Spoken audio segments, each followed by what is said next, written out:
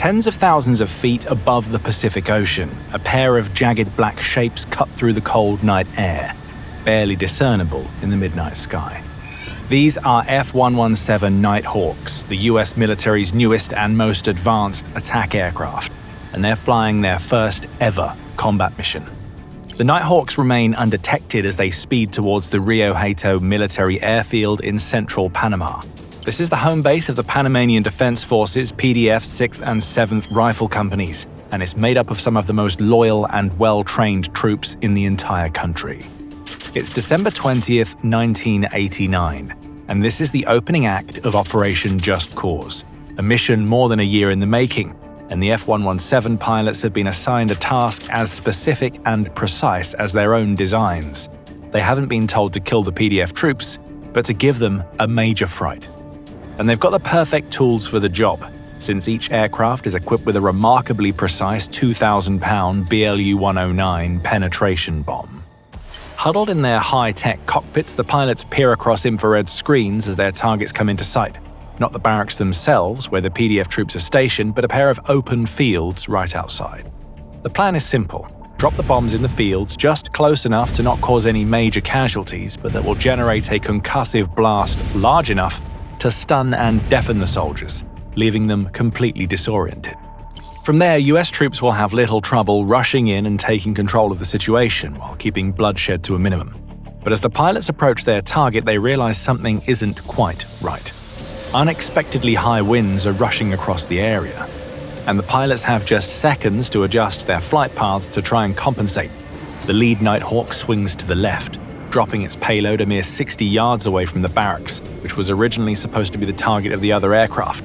The second pilot, realizing that the plan has gone awry, also turns to the left, dropping his bomb even further away, about 300 yards from the target that had originally been assigned to the first pilot. The bombs explode. A plume of fire and dirt bursts into the air. The shockwave ripples outward. But instead of putting the 6th and 7th companies to sleep, it has the opposite effect. The US has just given the PDF the biggest wake-up call they'll ever get. Inside the barracks, startled but alert, soldiers reach for their rifles as the first American troops prepare to charge. The invasion had officially begun, and the target was a man Washington used to have on their own payroll, General Manuel Noriega. Noriega had spent more than 2 decades as a CIA asset and took on the roles of both an informant and intelligence broker. He kept tabs on communist figures and left-wing movements, provided intel while also facilitating American operations across the region. But by the late 1980s, everything had changed. The asset went rogue. After becoming the de facto ruler of Panama in 1983, slowly but surely, Noriega turned his country into a narco-kleptocracy, buddying up to drug smuggling cartels like the Medellin cartel of Colombia, accepting bribes and even shares of their illicit profits, as he effectively transformed the Panama Canal into a thoroughfare for cocaine and other narcotics. The man Washington once trusted had become a dictator, annulling democratic elections and unleashing what he called dignity battalions on his own people, violently suppressing their rights to protest against him. And on December 15, 1989, he officially announced a state of war between Panama and the US. Washington needed Noriega gone, but to do that, it had to solve a seemingly impossible strategic problem. Because Panama is not just any battlefield. It's a narrow and incredibly important strip of land that also happens to be home to a huge number of American citizens, 35,000 of them to be precise. Thousands of US military personnel and their loved ones are scattered across the country's Canal Zone, often only a matter of yards away from the nearest PDF barracks. General Maxwell Thurman, the head of Southern Command and the man placed in charge of planning Operation Just Cause, understands how quickly this situation could spiral into perhaps the worst hostage crisis in American history.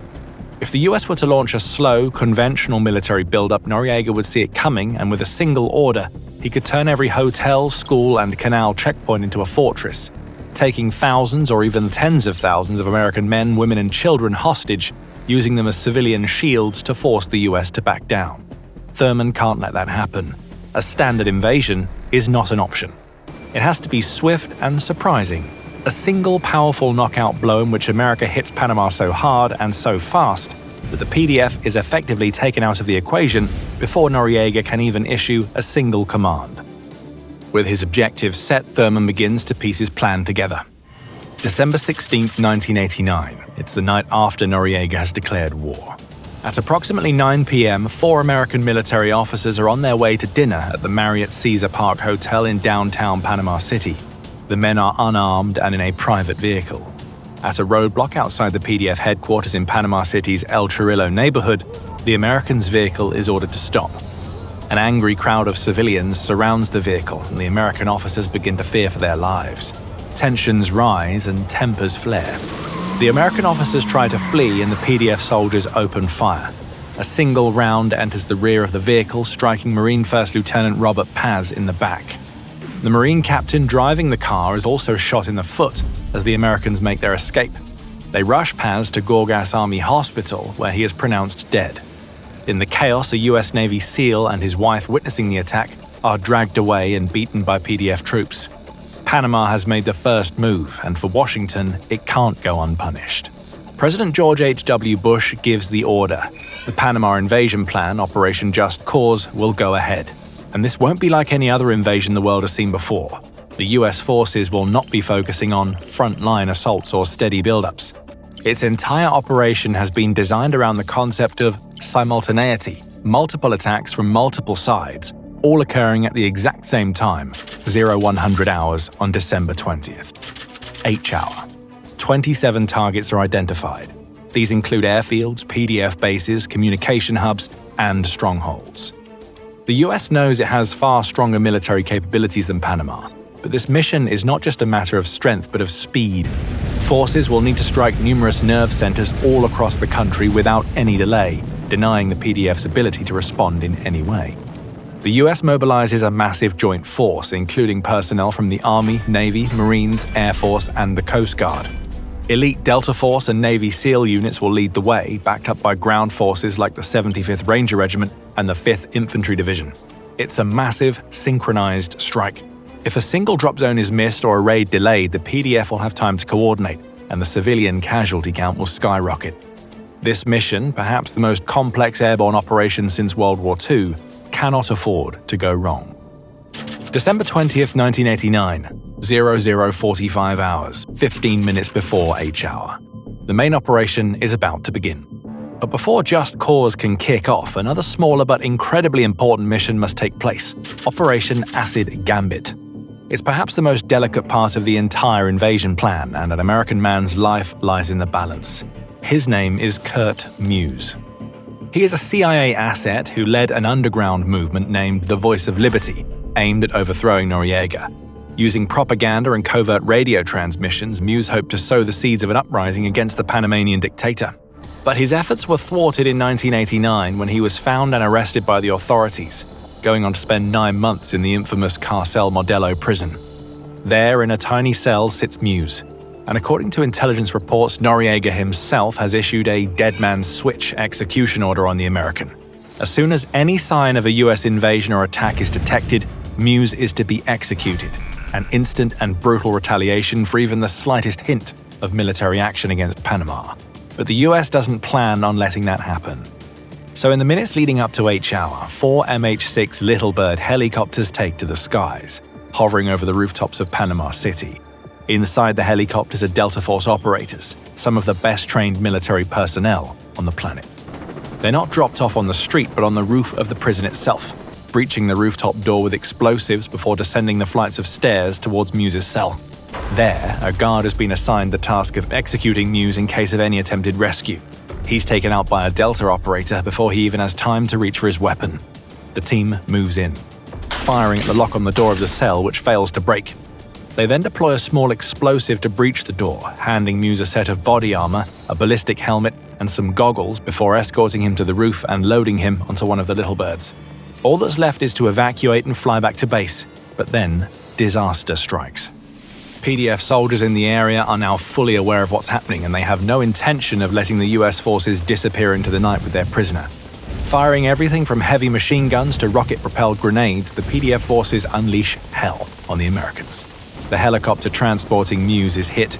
It wobbles, loses lift, and suddenly begins a terrifying descent onto the street below, slamming into the ground and crashing into a nearby building. Numerous Delta operators on board are wounded but breathing. Dragging Muse from the wreckage, they scramble through dimly lit alleys and take cover wherever they can find it, setting up a last stand perimeter and signaling to a nearby gunship with the aid of an infrared strobe light. PDF troops are closing in on their position. Ammunition is running low. It looks like it's only a matter of minutes until this small group of Americans is eliminated.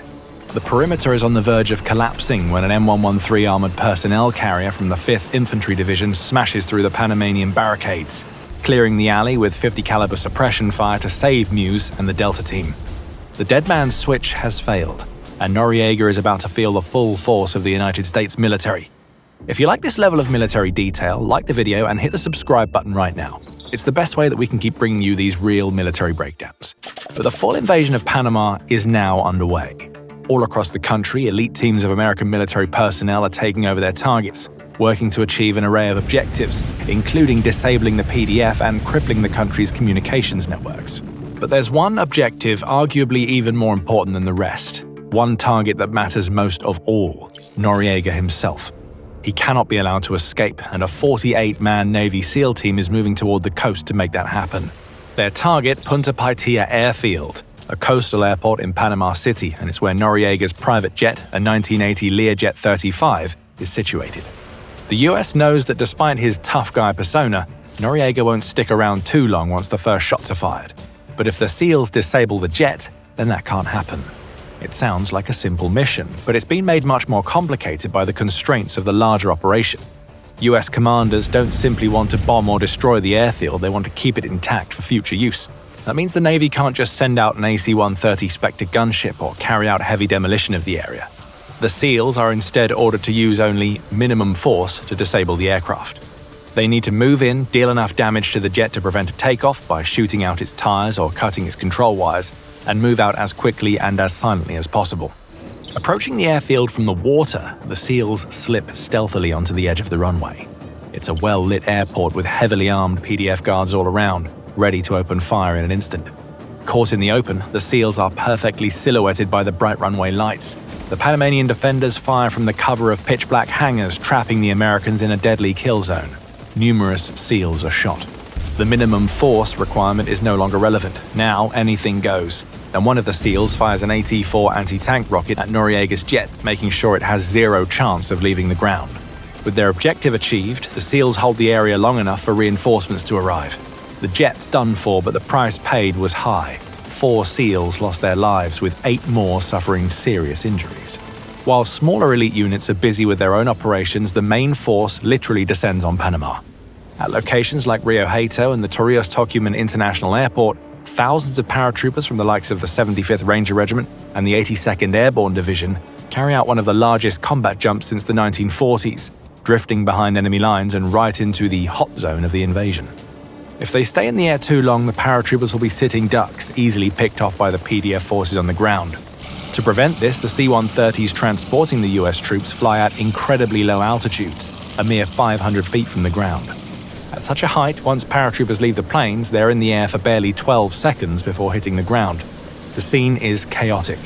Transport planes skirt above Panamanian rooftops as dozens of paratroopers spill out into the air, battling the heavy winds that rage across the Central American landscape. Not all of them have easy landings. Some slam into runways, trees, or even surrounding marshland at high speeds. Others lose their gear bags or radios while descending, and some even fall right on top of PDF positions, having to hurriedly defend themselves in a desperate bid to stay alive as enemy rounds race their way. Despite broken bones, lost gear, and scattered squads, the paratroopers manage to remain calm, putting their skills and experience to good use and turning the conditions to their advantage. While the PDF troops rely on spotlights and muzzle flashes to light up the darkness and catch brief, intermittent glimpses of their enemies, the Americans have the benefit of the latest technology. Paratroopers are equipped with night vision goggles that illuminate the darkness of the early hours. Small groups of Rangers find one another in the dark, with some even forming new ad hoc squads before moving on together, clearing out enemy locations and achieving their objectives. The PDF, a largely paramilitary police force, lacks the training or preparedness to cope with a combat scenario like this, and is soon overwhelmed. At Rio Hato, Ranger battalions take control of the airfield in less than an hour, despite the F-117 Nighthawks being unable to successfully stun the defenders in the area.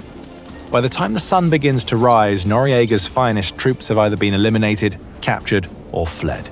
The mass hostage nightmare that General Thurman had feared never came to pass.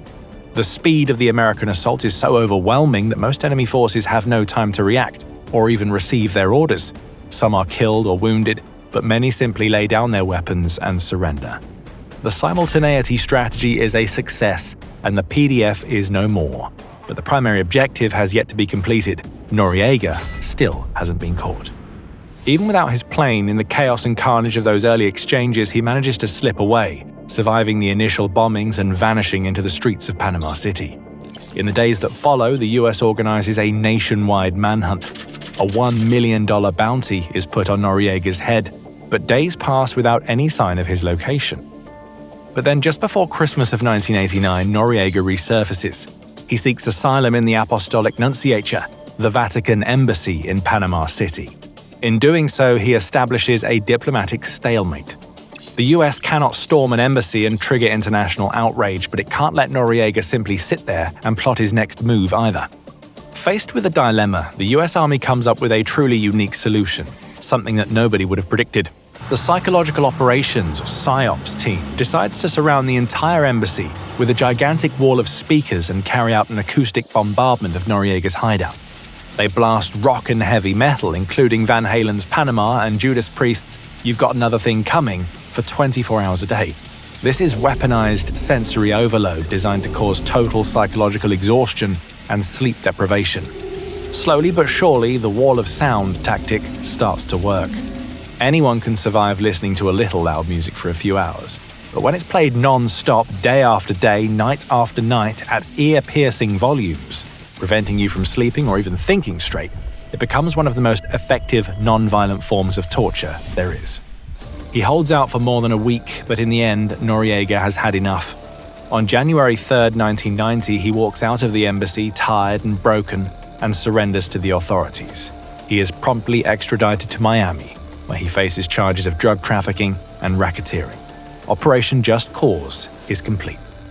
Within just a few weeks, the US military has deposed a dictator and shattered a paramilitary force. It has also proven the potency of a whole new doctrine, one that relies not on the slow and gradual tactics of times gone by, but that is instead driven by speed and stealth. Fast forward 37 years, the target was no longer a rogue dictator hiding in a jungle, it was the supreme leader of Iran. Click the video on your screen right now to see exactly how the US executed the most complex decapitation strike of the 21st century. Thanks for watching, and we'll see you on the next battlefield.